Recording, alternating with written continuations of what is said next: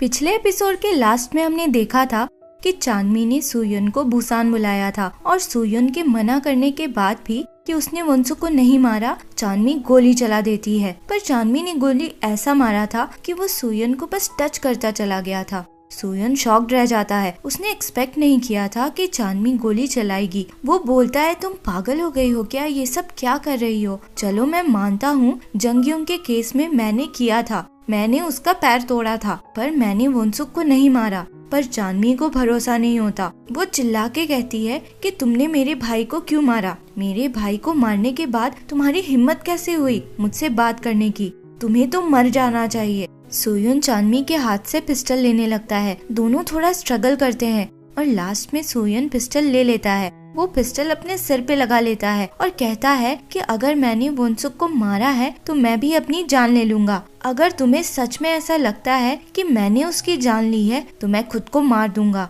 तो बताओ मुझे, तुम्हें क्या लगता है? उसी समय चांदमी के फोन पे किसी का कॉल आने लगता है। वो देखती है तो कॉल उसके भाई के नंबर से आ रहा था। वो उठा के पूछती है, तुम कौन हो? तुम्हारे पास वोंसुक का फोन कैसे है? पर फोन कट हो जाता है। चांदमी फिर से कॉल ट्राई करती है तो लगता ही नहीं।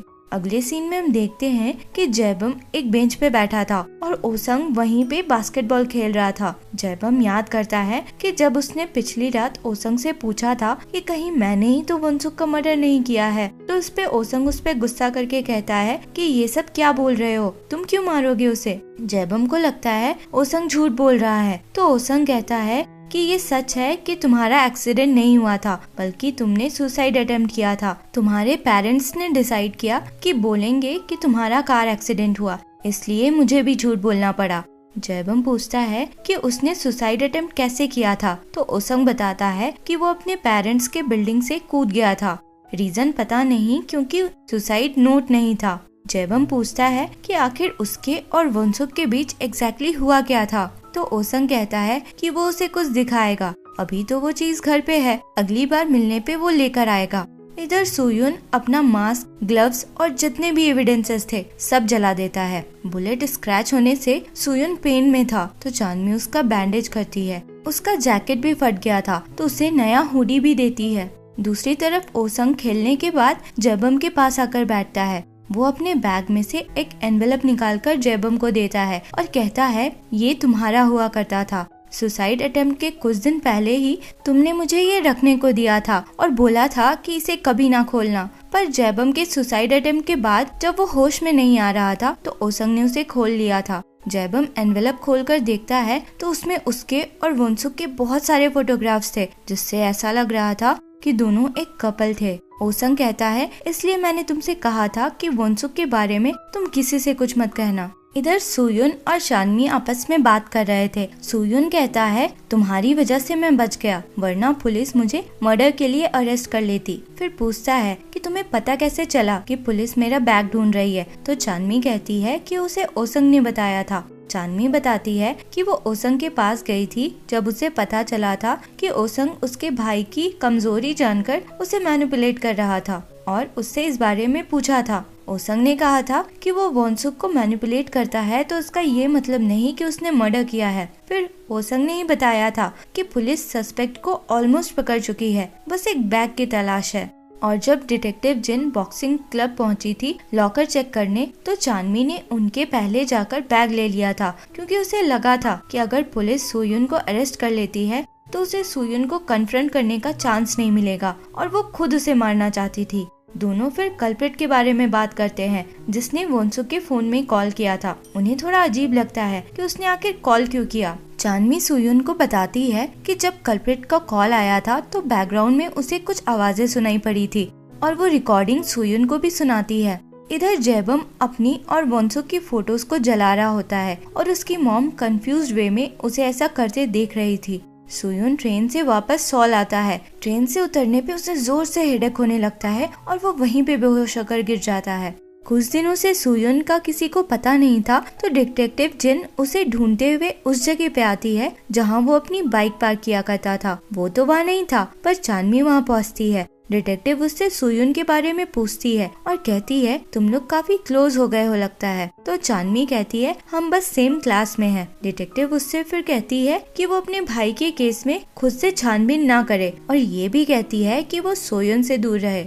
दूसरी तरफ डिटेक्टिव्स सुयुन को ढूंढने के लिए सीसीटीवी फुटेजेस चेक कर रहे थे। वो लोग चांदमी को अपना बैग ले जाते देखते हैं जो कि काफी हैवी लग रहा था। दूसरा डिटेक्टिव जिन को बताता है कि जब वो सुयुन का लॉकर चेक कर रही थी तो वो थोड़ा लेट पहुंचा था, तब उसने चांदमी को बहुत हड़बड़ी में नीचे जाते देखा था।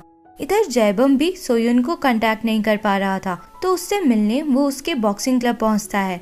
चांदमी भी उस समय वहां पहुंची थी। वो चांदमी को देखकर उसके पीछे पीछे ऊपर तक चला जाता है। वो बहुत हैरान होता है कि यहाँ तो सुयुन रहता है, तो चांदमी यहाँ क्या कर रही है। चांदमी के तो कपड़े भी सूख रहे थे वहाँ। जयबम चांदमी को टेक्स्ट करता है कि वो उससे मिलना चाहता है, तो कहाँ पर मिले। चांदमी उसे एक मॉल पे बुलाती है। चांदमी मिलने के लिए निकलती है, पर जयबम वहीं रह जाता है। वो रूम देखता है तो चांदमी की चीजों को देखकर समझ जाता है कि वो वहीं रह रही है। तैसो और एजंग लौट रहे थे तो दूसरा वाला डिटेक्टिव आकर तैसो से सुयुन के बारे में पूछने लगता है, क्योंकि सुयुन के कॉल रिकॉर्ड्स चेक करने पे पता चलता है कि सबसे ज्यादा कॉल्स और मैसेजेस तैसो के नंबर से ही था। तैसो बहुत रूडली आंसर करती है कि उसे सुयुन के बारे में कुछ नहीं पता और वहाँ से चली जाती है।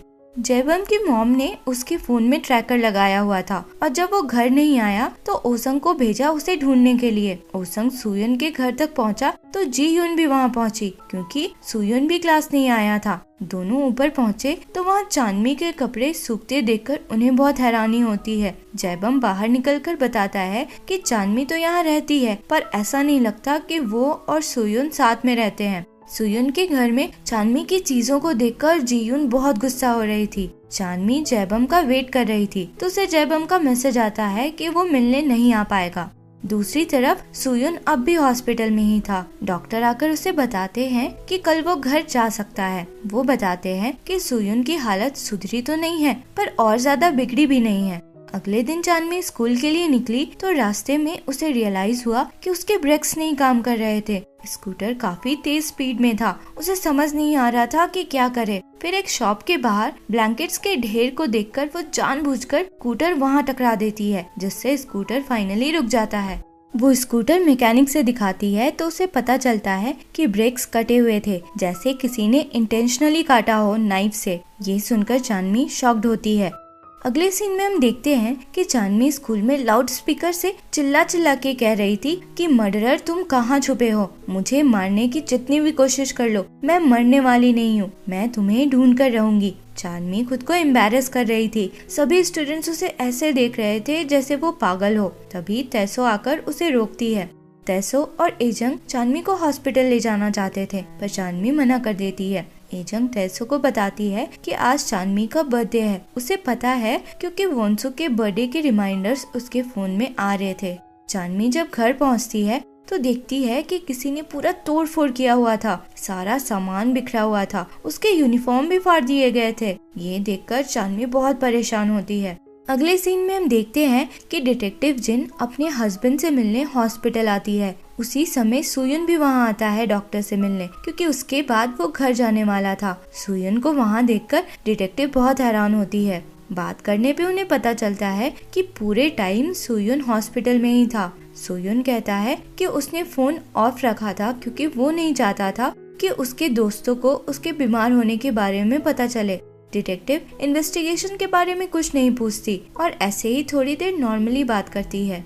इधर चांदनी घर साफ कर रही थी तोड़ फोड़ के बाद। वो नोटिस करती है कि एक बुक के अंदर उसने कुछ फोटोज रखे थे जो अब गायब थे। उसी समय सुयुन वापस आता है। सुयुन को देखकर चांदनी थोड़ी इमोशनल सी हो जाती है और फिर गुस्सा करती है क्योंकि सुयुन काफी समय से गायब था। सुयुन फिर चांदनी को बाहर ले जाता है ये बोलकर कि चलो चिल करते हैं, पर असल में सुयुन उसे उसके सरप्राइज बर्थडे पार्टी पे ले गया था जो तैसो और एजंग ने ऑर्गेनाइज किया था। जयबम भी वहाँ था। चांदनी सबको देखकर बहुत खुश होती है। चांदनी और सुयुन एक दूसरे को देखकर स्माइल करते हैं जो तैसो नोटिस कर लेती है और थोड़ी सैड सी होती है, जिससे ऐसा लगता है कि शायद वो सुयुन को पसंद करती थी।